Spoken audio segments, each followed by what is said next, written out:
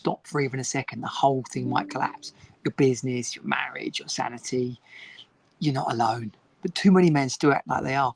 That's the lone wolf trap, and it nearly broke me. In 2015, I lost my brother to suicide. 2 weeks later, my marriage fell apart. At the time, I was running a business, raising 2 kids, trying to pretend everything was fine, but it wasn't. I hit rock bottom and I had to climb out alone. I thought that's what strong men did. Now, 10 years later, I run the High Value Man Project. We've helped over 100 men break out of that burnout so that they can feel connected and powerful inside of a community, inside of a coaching program, inside of a life that they're leading, not on their own anymore, but with the connection and support of others around them. In this episode, I'm about to break down how you stop the lone wolf syndrome, and I'll give you 5 practical tools to reclaim your mindset, reset your energy, and build a support network around you. Let's go. So, I'm using welcome everybody to the Johnny Jensen Show. I'm still getting my head round Riverside. I'm also sat in the sun. I've got a new mic, a little DJ mic, which I can pin to my shirt and be a bit more out and about and do things on the fly. So let's see how that goes. I hope you've had an awesome week. This lone wolf subject, it was very evident this week as I was working with the guy inside the High Value Man community. He is a successful businessman. He has his family, his kids. By all measures, he's doing great, and yet this challenge had come up for him. And even in my work with us together, let alone the conversations inside the group, he hadn't truly revealed how much of a burden this current challenge had become. He hadn't shared how much of it he was shouldering on his own. He was doing the classic lone wolf thing, whereby he thought, if I just keep going, if I just work hard enough, if I just focus on getting through this, then everything else will be okay. And that is the killer mistake. That is absolutely, we see it all the time. I've done it myself. I've just highlighted in the intro, I've done it myself. Now, this video is not unique, right? Lone wolf syndrome, people talk about it all the time, but it is important because no matter how many times, I've got my notes here in front of me, no matter how many times people might have talked about it or you might have heard it, we still do it because the reality is we think that it's going to take too much effort to involve other people. It will just be quicker if I just got on with it on my own, or it won't last, we'll get through it. The thing is, when it doesn't, you've already then set the scene for it to become an even bigger deal to go and get someone else's help. It's a way of being. It's a mindset. It's how you approach these things. And if you're honest, this will be how you do it in many areas. It's like you're keeping up the facade. You've got to keep up this presence of being the man that's in control, the guy that's got it all handled, the happy, successful husband. If you carry this around with you for too long, then who you are when you get home is stressed and worried about the thing that's going on at work. Even if you think you're covering it up. Or another classic one is you come home and in the natural sharing of how your day's gone and what's happening with your wife, you end up burdening her with this problem, with this thing, this challenge. That's not who she is for you. That's not what she signed up to be. A business mentor or someone inside of a networking group, a mastermind group who's there to advise you, talk about their experiences, share the load, give you a possible way through it all. That's not what she signed up for. That's not who she is for you. Yeah, she'll be a support, of course she will be, but day after day, and then you wonder why your relationship isn't fun or why she doesn't want to jump your bones at night. It's because you've brought all this other stuff into the relationship that just didn't need to be there. Let alone how you show up for your kids or when you go out and it's on your mind. the classic one when you go out and it's on your mind is that you then flipping have a massive blowout. You're like, I just need to get home, just need to stop thinking about this thing, and boom, you're flipping 6 shots or 8 pints in, and just trying to forget all the stress of work and the day. That's not going to help either. If this episode resonates with you, then I want you to come and get yourself onto the wait list over at the High Value Man Inner Circle. I've just set this up as a way to bring in sort of people as a slightly larger wave. If you go to highvaluemanproject.com/inner circle waitlist, inner circle or dash waitlist, then that will get you in there. I don't know if that's going to work, right? Maybe I should just keep telling you, go to the group. But if you go to this inner circle little dash waitlist, then we'll get you into the inner circle, which is where we get together on a weekly basis. We have the structure and accountability of the 3XC formula for living. We have the fire code tracker. We have the guest experts. Basically, the inner circle is where you want to be at. I need to wear a slightly heavier t-shirt with this new microphone. It's a monthly membership, but you can pay annually as well. There's all sorts of other stuff. The lodge weekend as well that we go away on. I've got you. If you just get over there, I'll tell you all about it and we'll get you signed up. So, lone wolf syndrome, lone wolf mindset, and how we combat it. Number one, Dan Sullivan's Who Not How. I say it's Dan Sullivan's, right? That's who I've heard it most from. He's got a book. He talks about it in the strategic coach stuff. The idea that the more you ask yourself, how am I going to fix this? How am I going to fix this? The idea that it's suddenly going to pop into your head. It might do, right? If we talk about manifesting and journaling and giving your subconscious mind the time to work things over, then it might do. But isn't it more realistic that someone in your network, someone who's further down the line in their business journey, isn't it likely that they've solved this problem already? Instead of getting caught up in that endless cycle of how am I going to fix this? What am I going to do next? What's going to happen when? Like these sort of never-ending questions. Ask yourself questions that are improvement questions. I think Dan Sullivan talks about it as things that end in ER, like faster, better, cheaper, those kind of terms. So who can help me faster? This then gives you the quite literally, it creates a structure whereby you're putting people around you. A man with a team moves 10 times faster, probably 1,000 times, who knows? But a man with a team moves significantly faster than one whose head is stuck in the flipping sand. That might sound harsh, right? My notes say something a little bit nicer than that, but it's true. If you think you're going to sort this out on your own, then your head might as well be stuck in the sand. And the more the pressure builds up, then the more you're going to get caught up in the thoughts of it. The more you're going to be stuck in this idea that you're going to fix it on your own. Okay, next action, number 2 in how to break out of the lone wolf's mindset. I talk a lot about rational versus emotional, and that is perfect in this scenario. Ask yourself rationally, what is the worst that could happen? Like, what's the worst that could happen in this situation? And you'll be able to, you'll get the full spectrum, right? Full spectrum could be, I'm going to have a heart attack and die. The business is going to tank and we're going to go bankrupt. But just get all those thoughts out of your head, because that you're thinking them anyway, right? And when they're stuck in your head, they exist like a fear, which ultimately just creates this stuck. What you've then got to do is look at that thought and question it rationally. Is it likely that that's going to happen? Or is it an emotional response? Like, is it a fear? Like, the business is going to go under. We're going to run out of money. We're going to lose everything. Like, that's probably a more emotional fear that's going on, linked to the worst possible case scenario.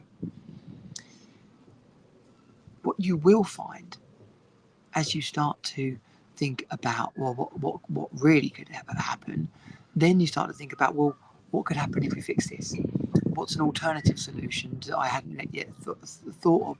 What's a different pathway out of this? Most fears dissolve when you stop categorizing them and start writing them down. Literally get it all out.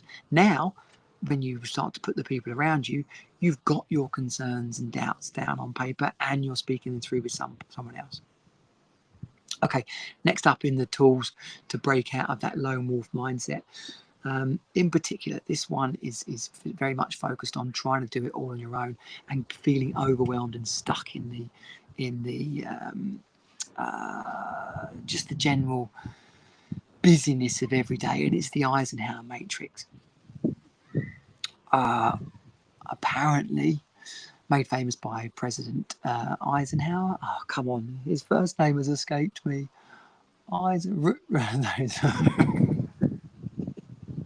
Not Rudolph Eisenhower, that's a different president. Oh, Teddy, that's Teddy Roosevelt. Oh, bollocks. I'm never going to win Trivial Pursuits at this rate. The Eisenhower matrix. You're not out of time, you're out of clarity. Eisenhower matrix, just briefly, you've probably seen it before, but it falls into 4 boxes.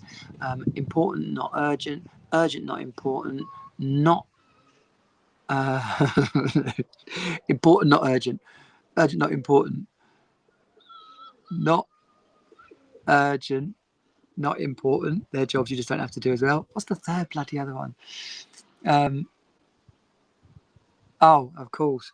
Urgent and important. Urgent, not important. Important, not urgent. And not urgent, not important. Okay. Well, we should probably edit that, shouldn't we? But anyway, that is the Eisenhower matrix. When you start to categorize your tasks, what is actually at hand, if you find yourself doing lots of things that are not important and not urgent, well, then they're just bullshit things you should chuck away. If you find yourself doing things that are urgent, not important, and then these are probably day-to-day tasks that maybe you could delegate, maybe you could talk to your family about how you can spread them around.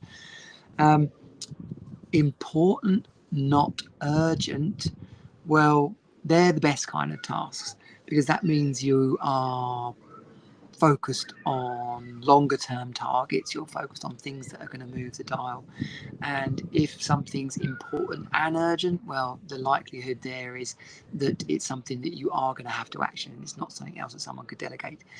Getting that stuff nailed so you can really focus on those last two, the important and urgent and the important not urgent, is how you will find much more peace and time in your day to actually do what needs to be done.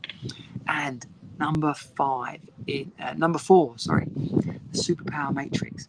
This is the tool taken from the 3XC formula for living inside of the High Value Man project.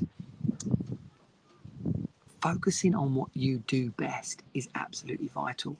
Making sure what you're operating from inside your core values is also core to you feeling fulfilled, successful, happy, in flow. If you're constantly working against your core values, then it's just going to do your head in. You're going to find yourself frustrated, snappy. You're going to find it very hard to show up with real power and intensity if you're operating from outside of your core values. What's the word? Incongruent, if you're incongruent. So getting them down. I'm not going to do a values setting exercise here in full, but quite simply, brainstorm all the things that are important to you, all the things that matter, all the things that light you up, all the things you love doing, the people, the experiences, the things around you that matter. And set like a 2-minute clock, right? And then you should fill that piece of paper up. Then go back and start to group them. You will see that they group together generally quite nicely, probably about 5 or 6 different groups, and then describe those groups. Come up with a word or an adjective that describes. That'll be one of your values. That's how you get your top 5 values. And then around that, in the superpower matrix, we go strengths, weaknesses, passions, and commitments. Again, this is like working in your flame, like doing what matters most to you. Weaknesses, let's start with that one. Why do you want to focus on your weaknesses? You don't. You want to know what your weaknesses are so you don't do them. This idea that you've got to get better at your weak points is kind of bollocks, really. Maybe if you're a sportsman and you've got a particular weakness in your game, maybe fair dues. But if you're a Harry Kane and you're scoring shed loads of goals, you don't look at your defending as a weakness. By the way, he is quite good at the back as well. But the point being is, you're going to leave that to the defenders who are really bloody good at that and paid to do that, right? Then commitments. What are the things that you are utterly committed to doing? Well, you literally can't, not do them, right? So if you're a parent, let alone a pet owner, right? You're going to be some part of your life which is, which you're committed to that thing. Now, let's go back to the Eisenhower Matrix. You might see that there's things around that you could delegate. There's things that you could make your life easier around that. But at least now you're not going to be compromised there. And then into strengths and passions. Like, the more you can do inside of strengths and passions, the more you're going to be lit up. So when I talk about lone wolf, how does this relate to lone wolf? Well, quite often you find when men are trying to go it alone and shoulder the weight of a particular problem and a challenge and doing it all on their own, they're going to end up operating in conflict with their values and likely doing things that aren't their core strengths. The shit wouldn't be happening if it was like a real strength and passion. And that's the irony of it all. Like, it's probably happening in an area that someone else is stronger in. So that's the importance of the superpower matrix. And then finally, let's call it number 5 in the how to end your lone wolf ways of being, is something called, also from the 3XC, set your path. Setting your path is literally a process, a blueprint for getting yourself towards a target, getting yourself out of a situation. Lone wolves, and I don't know much about actual lone wolves in the wild, but what I know from the men I operate with, when you get really deep into lone wolf syndrome, there isn't much direction. There isn't much broad scope and vision. It just becomes a rabbit hole, which, like, we just got to get through this. It's pressure. It's a lot of pressure. So when you set your path, you stop reacting and start leading. It gives you confidence. It's born out of clarity. It's then born out of courage, because it has you show up as your true self. And then from commitment, it gets you moving and keeps you going. Setting your path. What's the target? Like, what's the actual goal? What's the tangible outcome of it? Well, when will you know you've got that goal? What's your why for this goal? Why does it fundamentally matter to you that you achieve in this area? And to get to the real heart of your why, you're probably going to ask again, and why does that matter? A really powerful why is probably outside of you. It's probably something about the people around you that you love most, or the people that you're committed to. Maybe it's your staff, maybe it's your community. But when you get to a why that is about them, that's what will drive you forward. Then you look at, like, it kind of goes back to what's the worst possible outcome here. Is like, what's going to happen if you don't achieve this? What's going to happen if you don't put the right people around you? What's going to happen if you don't hit your targets in this area? That's the reality. Then the final 2 parts is, who are you going to put around you? Going back to number 1, who, not how. And what are the first 5 tasks that you're going to put in place to move this subject forward? Now, that might sound that there's a degree there of still having to be responsible for things, but of course there is. That's the nature of life. That's who we are as men. Like, there is a level of responsibility where we do have to get the job done, but it's when we try and do it all on our own that it turns to shit. Lone wolf syndrome is not a strategy for success. Like, if it's a short burst, then maybe, because you can be nimble, focused, and get the job done. But if it's a deeper problem, if it's something that's going to go on over time, it will eat you up. It will ruin your relationships. It will ultimately probably lend to the outcome you least desired, because we run out of steam. We run out of energy before we get to the end. It's like holding your breath and swimming through a long dark tunnel. Yeah, you might make it, but yeah, you might flipping run out of air and drown. And that's what is the ultimate danger. That's what takes men down.